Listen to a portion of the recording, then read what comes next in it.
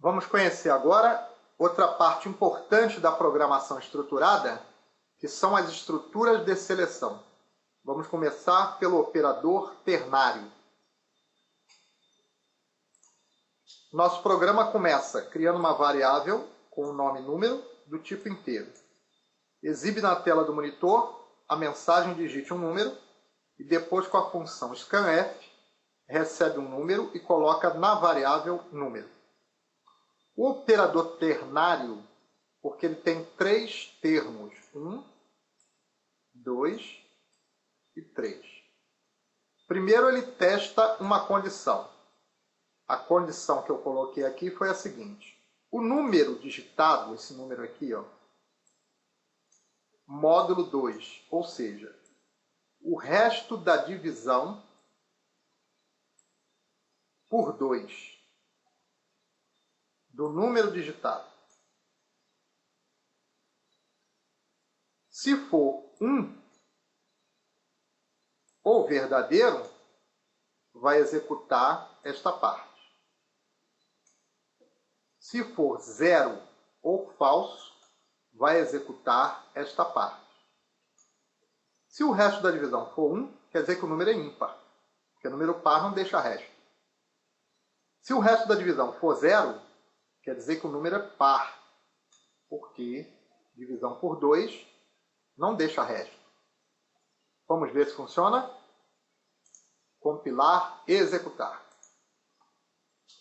Digitar o número 13 é um número ímpar, porque o resto da divisão de 13 por 2 é 1. Compilar e executar. Número 12 é par, porque o resto da divisão de 12 por 2 é 0. Então, o operador ternário é porque tem três termos. 1, 2, 3. Primeiro você coloca o teste lógico, coloca o sinal de interrogação, coloca o que é para fazer se o resultado for verdadeiro ou 1, e o que é para fazer se o resultado for falso ou 0, separado por 2 pontos. Uma outra estrutura de seleção é a estrutura if, que é o mesmo que se. Criamos uma variável com nome número.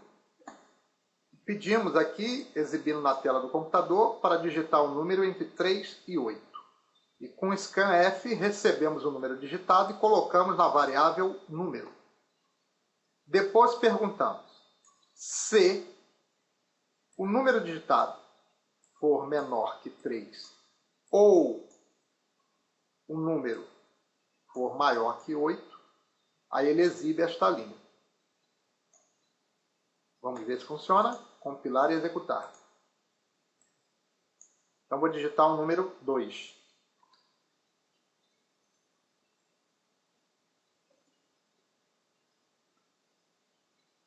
Como o número 2 é menor que 3, ele exibiu. O número digitado está fora da faixa especificada. E se eu digitar corretamente dentro da faixa, número 3, ele não faz nada, porque não tem nenhuma linha para uma opção diferente. Uma outra estrutura de seleção é a if-else. Neste exemplo, nós estamos criando 5 variáveis do tipo float, porque elas vão ter ponto decimal. Variável nota 1, nota 2, nota 3, nota 4 e variável média. Depois nós exibimos na tela do computador a mensagem entre com a nota 1 e com a função scanf colocamos a digitação dentro da variável nota 1. Repetimos para a nota 2, para a nota 3, para a nota 4. Depois fazemos a variável média receber a soma das 4 notas dividido por 4. Se a média for maior ou igual a 5, executa esta linha, que é exibir aluno aprovado com média. Se não, exibe esta linha, aluno reprovado com média. E aqui, fora da estrutura, é que nós exibimos a média. Ponto 2, para limitar duas casas decimais. F, porque é um tipo float. Vamos ver se funciona. Compilar e executar. Vou colocar qualquer valor.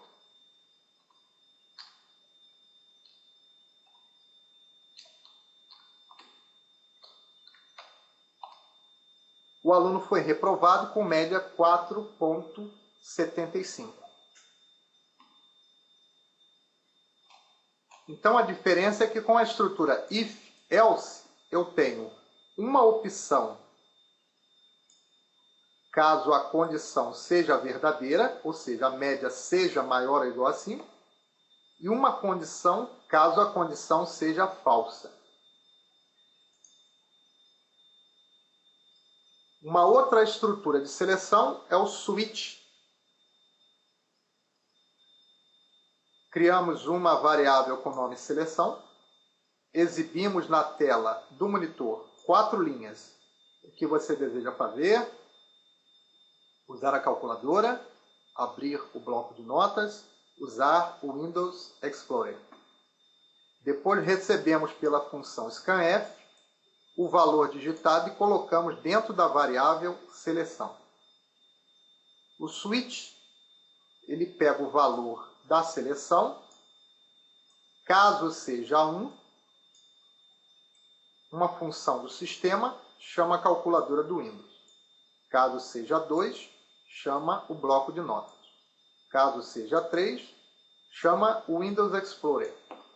E um default, quer dizer, caso não seja nenhum desses, exibe na tela do computador, nenhuma escolha foi feita. Vamos ver se funciona. Eu quero abrir o bloco de notas. 2. E eu não coloquei um comando de interrupção. Esse comando é o break. Sem o comando break, quando ele executa uma opção, ele vai executando as outras. O break serve exatamente para fazer essa paralisação após o comando ser executado. Vamos ver isso? Agora eu quero usar a calculadora. 1. Está aí a calculadora, fecho. Pronto. Ele interrompeu a execução após eu ter feito a minha escolha. E sem o break ele vai executar todas as opções. Esta é a função do break. O switch é muito útil para a criação de menus em seus programas. Temos também o desvio incondicional, GUTO. Esse desvio ele deve ser evitado. Ele existe desde o início das linguagens de programação, mas ele torna o código com boas chances de ter falhas. Então ele deve ser evitado. Ele funciona, mas nós temos outros recursos, como a função, por exemplo, em vez de usar o desvio incondicional. Primeiro você cria um rótulo. Este rótulo é o ponto onde o programa vai vir quando você comandar. Criamos aqui, antes do rótulo, uma variável com o nome número do tipo inteiro. Criamos o rótulo de novo. Limpamos a tela do monitor, 4 linhas com a função printf, escolha qual programa deseja executar, 1, 2 e 3. Scanf recebe um número desses e coloca na variável número. Se o número digitado for maior que 3, ou o número digitado for menor que 1, faça o desvio para de novo. E o de novo está aqui. Então, se o número for maior que 3, quer dizer, o número for 4, 5, 6, ou se o número for menor que 1, quer dizer, for 0, vai para de novo. E onde é que está o de novo? Aqui. Ou seja, ele volta para o início do programa. É uma forma de evitar que o usuário digite um valor diferente do menu.